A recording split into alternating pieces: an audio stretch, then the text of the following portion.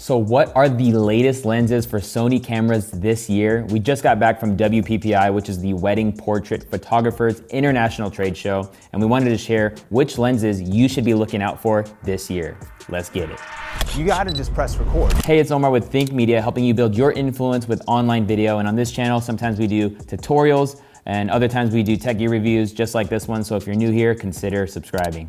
Big thanks to B&H Photo for sponsoring this video. If you want to check out any of the gear we talk about in this video, check out the links and the complete list in the YouTube description below. So there are 4 lenses I wanted to let you know about and that have recently been released for Sony cameras. The first lens is the Sigma 24-70 2.8 art lens. This is the first lens at this exact focal length and aperture other than the Sony G Master, which came out in early 2016. So now just about 4 years later, Sigma has released one at a very competitive price point. And you can get your hands on the Sigma lens for just over $1,000 here in the US, which is about half the price of the G Master, which is a little over $2,100. The crazy thing about this lens is it offers all the bells and whistles the G Master lens has, to include the lock switch for the lens, the auto and manual focus switch, and as well as the customizable button that you can program to do whatever you want it to program in the camera's menu settings. And so that's pretty cool. I genuinely think one of the best lenses you can own in your kit is a 24-70 millimeter lens, because it just is a very versatile lens. At 24, it's pretty wide, and then at 70, it's nice and compressed, giving you that super blurry background. And because it's a 2.8 lens, it stays at 2.8 no matter what focal length you are using.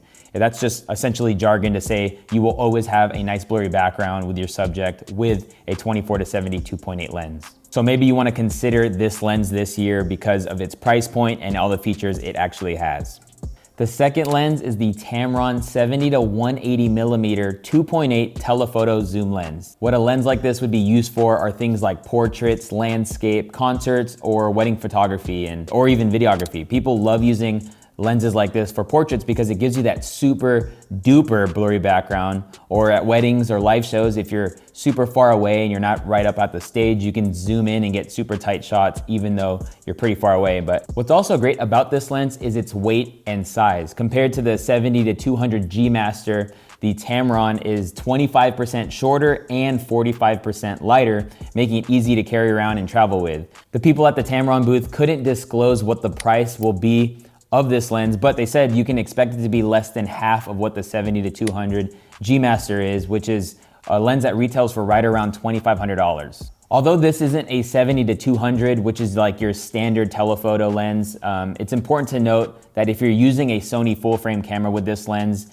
you can use one of my favorite features, which is the APC mode. It takes your full frame camera into a crop camera, which I did the math. And if you turn on your APC mode in your camera, it gives it a 1.5 crop. And so if you multiply whatever lens you have by 1.5, that's what you're getting out of the lens when you turn on that feature. And so at 180 millimeters times 1.5, that's about 270 millimeters. And so I don't think it's a deal breaker, the fact that this isn't a 70-200 lens. This is definitely a lens I'm looking out for once it comes out to potentially put in my kit. Now, before I talk about the next 2 lenses we found at WPPI, I wanna know from you, what is your go-to lens for video and or photography? Let me know in the comment section below.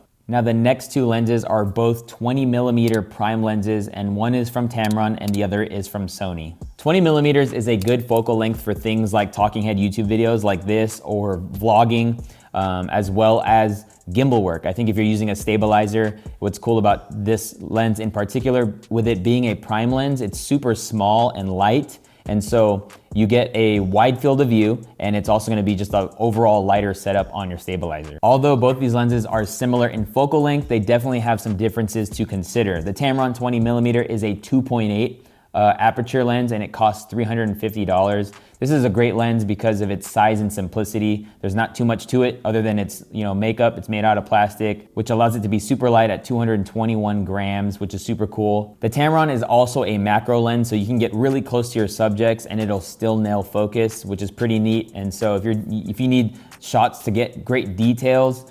Here are some examples that you see on the screen. But if you're shooting food photography or food videography or just general detailed shots of things, if you're a wedding photographer or videographer, it's great for like ring shots or things like that. And so something super cool about the Tamron lens. Now the Sony 20mm is a 1.8 aperture, and like many of the G line of lenses, it has an aperture ring and the ability to turn off the click. And so when you're changing the aperture, you can either have it click or turn it off, and it'll be super smooth as you change apertures. It also has the customizable button, which you can program to do whatever you want it to do, and as well as the autofocus and manual focus switch, which is cool to have in such a compact lens. The lens, which weighs 373 grams, and the price of this lens costs just around $900 here in the US, which is more than double than the price of the Tamron, so something to consider. But again, I love the focal length of both lenses. Something to note is the Tamron doesn't have a completely silent focus motor, and so where the Sony, you don't hear any focusing at all.